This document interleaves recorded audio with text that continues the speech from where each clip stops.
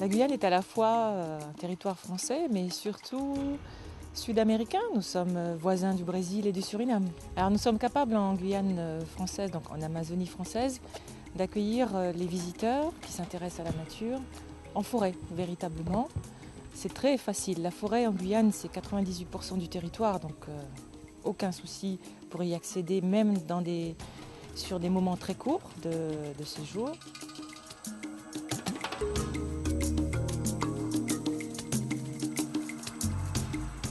C'est le livre de la jungle. Voilà, il y en a de partout, c'est vert, c'est trop beau. Ça, c'est la cannelle. Alors d'une manière générale, quand nous organisons, nous, comité du tourisme de la Guyane, les Éductours, nous préférons nous appuyer sur un tour opérateur qui a déjà une production sur la Guyane.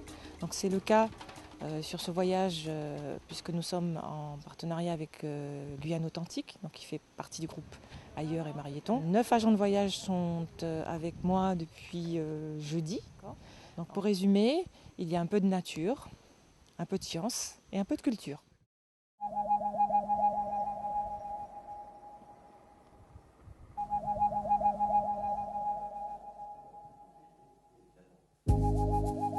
Le centre spatial guyanais, qui est à une 60aine de kilomètres de Cayenne, donc en direction de l'ouest, est accessible à toute personne qui s'intéresse à la haute technologie.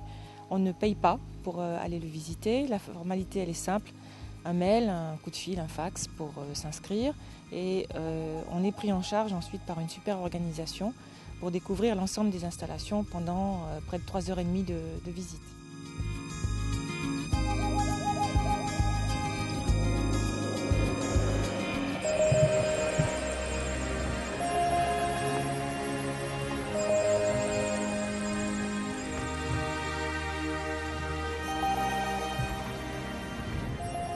Les îles du Salut me permettent de vous parler du troisième élément, c'est-à-dire la culture.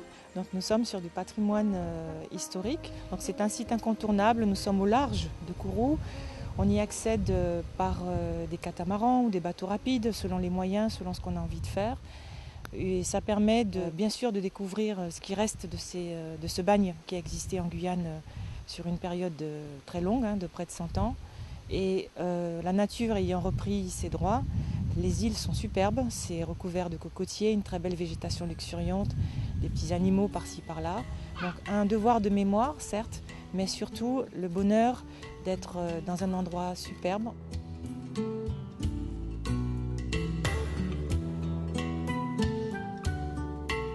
Très impressionnée par cet endroit, très émue, oui, beaucoup d'émotions.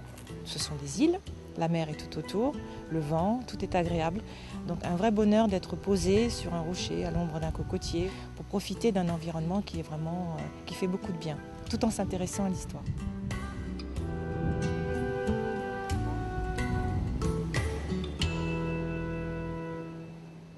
Sur l'ensemble du territoire de la Guyane, il y a 37 établissements hôteliers, donc de différentes catégories, de 4, de 3, 2 étoiles et d'autres. Et la démarche de classement se poursuit. En dehors de l'hôtellerie, on a également une belle offre en termes d'hébergement, de chambres d'hôtes, de meublés de tourisme, de gîtes et de campements pour les personnes qui souhaitent séjourner en Amazonie.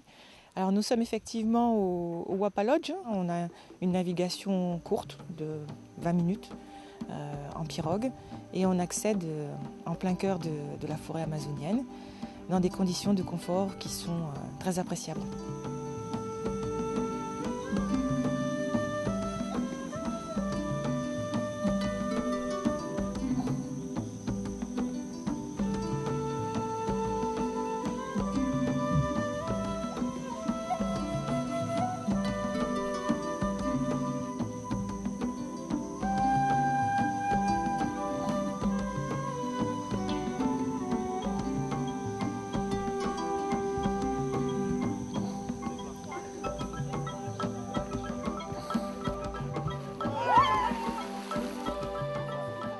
C'est une belle destination en devenir, à découvrir.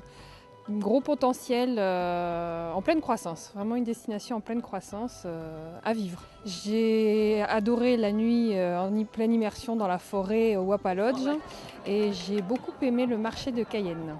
Moi je pars du principe que tout le monde peut aller en Guyane. Il y a différentes façons de l'aborder. Ça reste une destination qui propose tout ce qu'on peut attendre, de la diversité, de la nature, de la culture.